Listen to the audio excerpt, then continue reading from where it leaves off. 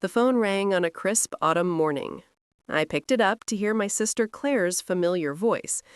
Warm, sweet, but there was a tension underneath, a subtle weight I couldn't quite place. Hi, Emily. This year, I'm hosting Thanksgiving. I've planned something incredible. A gorgeous lakeside venue, gourmet turkey, a dessert buffet by a famous pastry chef. The whole family will be there. It'll be perfect. You'll love it. As she rattled off every intricate detail, I felt a familiar knot in my stomach.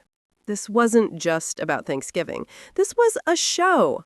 A performance meant for Instagram, for her husband's relatives, and for her own pride. Then came the pitch. But Emily, the venue and catering are expensive. I can't cover it all. Could you help? I'd love for Noah and Lily to have this experience. You wouldn't want them to miss out, would you? My children's names. My children being used as bargaining chips to get me to pay for her extravagance. My chest tightened. I wanted to snap, to yell, to tell her off. But then I heard my children in the background. A party? Will there be turkey? Noah's voice rang with pure excitement. Can I wear my princess dress? Lily chimed in, her eyes sparkling with hope. I sighed. Our family gatherings were rare. My children deserved joy, even if it meant sacrificing my pride. All right, I said, my voice steadier than I felt. I'll pay. Thank you! You're the best! Claire's voice bubbled with false cheer, completely oblivious to the storm I felt brewing inside. I am Emily Turner, 36, a single mother to Noah, 8, and Lily, 6. I've built my life from the ground up, working as a senior analyst at a major investment firm. I've learned to juggle deadlines, school pickups, summer camps, and sleepless nights, all while making sure my children never feel deprived. Claire, 3 years younger, is married to the son of a small business owner. She lives a life that, to the outside world, seems effortless.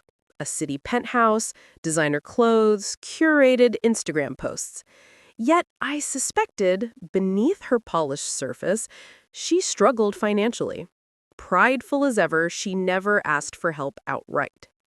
A few nights later, I sat alone in the living room, the house silent after the children had gone to bed. I was reviewing the final checklist for the Thanksgiving party, when a notification lit up my phone. An email from Claire. The subject line read, Thanksgiving update. Important. My chest tightened. Important? My fingers trembled as I opened it. The words hit me like ice water. Emily, after much thought, I believe it's better if you do not attend Thanksgiving this year. Your presence may disrupt the atmosphere. Some relatives are uncomfortable with your situation as a single mother. Noah and Lily are, of course, welcome. I will take care of them. I dropped the phone onto the couch, my mind numb. My own sister.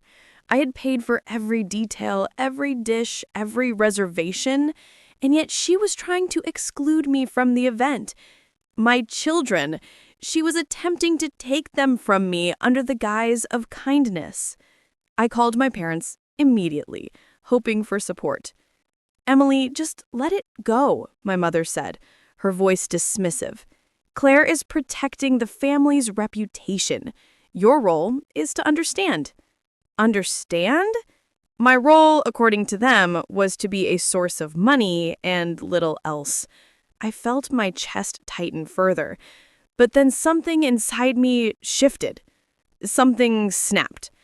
I typed a single reply to Claire. Fine. Then you won't be there either. No tears, no hesitation.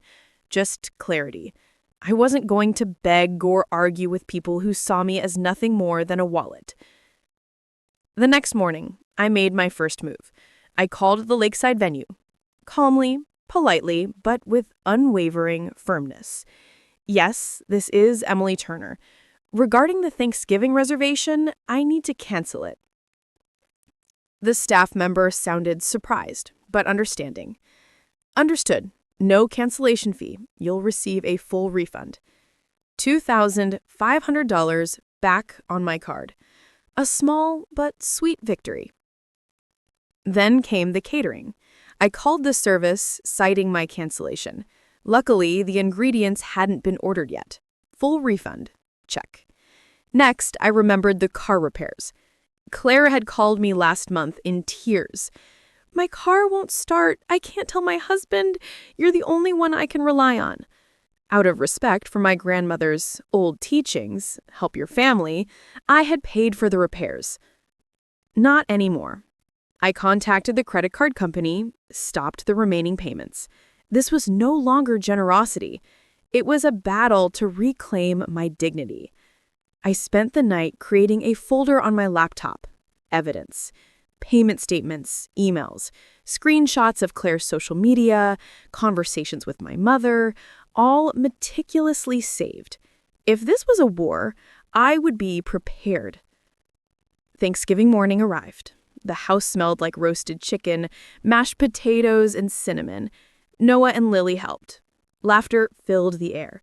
The simplicity of it, the warmth, the love, it was more than I could have imagined. Then my phone started buzzing. Claire, my mother, my father, demands, anger, guilt-tripping.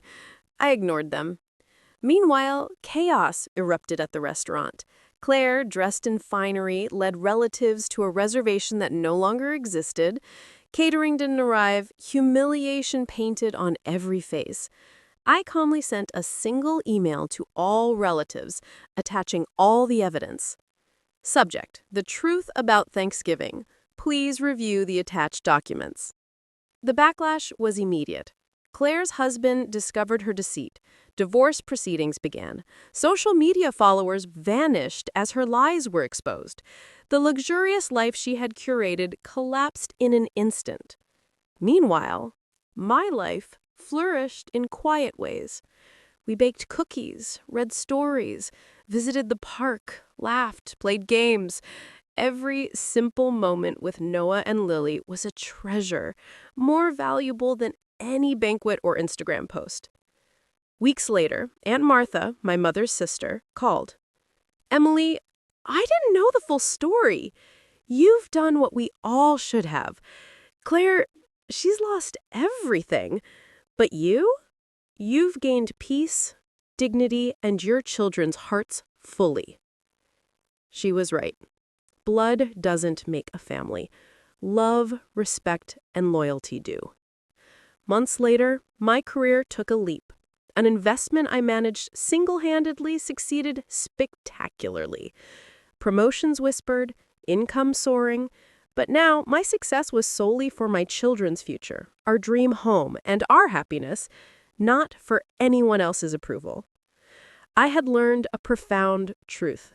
Setting boundaries isn't cold. It's not selfish. It's an act of courage, an act of love, for oneself and for those who truly matter. Claire, she lives quietly now, alone, stripped of her social image, struggling to pay debts. The perfect life she flaunted online, gone. And me? I watch my children grow, laugh, and thrive. I feel pride, not because of wealth or status, but because of dignity, love, and the family I choose every day. That Thanksgiving, which had promised humiliation, became a turning point. A day that taught me the power of standing firm, the joy of genuine connection, and the irreplaceable value of being present for the ones who truly matter.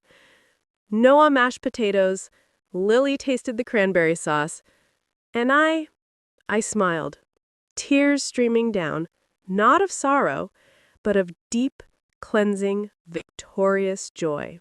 I looked at Noah, smiling at his rocket. "Ready to go home, baby?" He nodded, hand in mine. That was all we needed. Ethan gave me a small, quiet nod. "You are seen."